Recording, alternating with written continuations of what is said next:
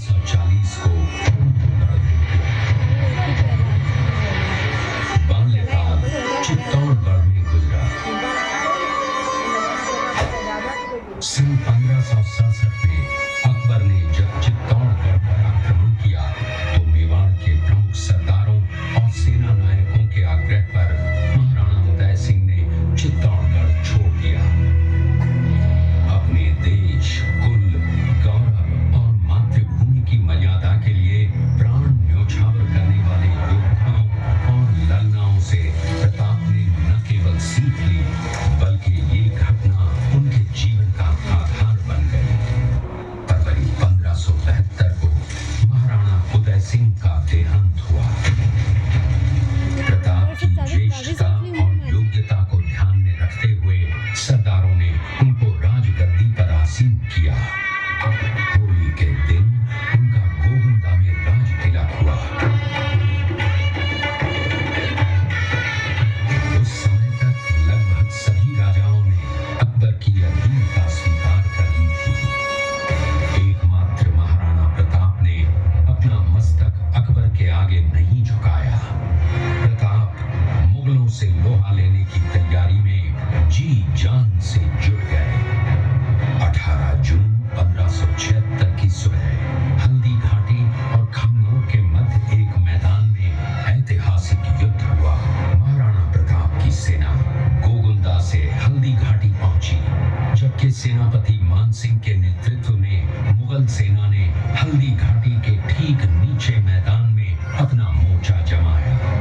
मुगल सेना के हरावल दस्ते द्वारा घाटी में घुसपैठ करने के प्रयास की प्रतिक्रिया स्वरूप महाराणा प्रताप की सेना मुगलों पर टूट पड़ी। प्रताप के हरावल सैन्य दलों का नेतृत्व पठान हाकिम खासूर कर रहे थे। भीरू राणा, जो राणा पूंजा के नाम से भी जाने जाते हैं, उनके नेतृत्व में भील आदिवासियों ने गोरिल्ला पद्धति से युद्ध करते हुए मुगलों के छक्के छुड़ा दिए। देखते ही देखते शाही सेना में खलबली मच गई। रक्त तलाई घोड़ों के टापों, हाथियों की चंगारों और तलवारों की झंकारों से गूंज उठी। चारों तरफ हाहाकार मच गया।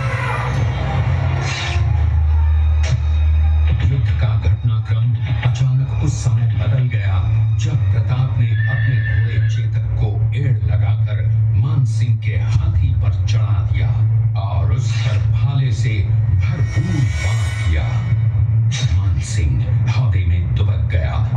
हाथी से उतरते समय चेतक की एक टांग कट गई। इस स्थिति को भांपकर महाराणा प्रताप के हमशक्ल सेनापति झालामान ने महाराणा प्रताप से आज्ञा लेकर उनका राजमुकुट धारण किया। मुगल सेना झालामान को महाराणा प्रताप समझकर उन पर टूट पड़ी और झालामान शहीद हो गए। उधर चेतक ने अपने स्वामी को 5 किलोमीटर तक 3 टांगों पर ही लेकर एक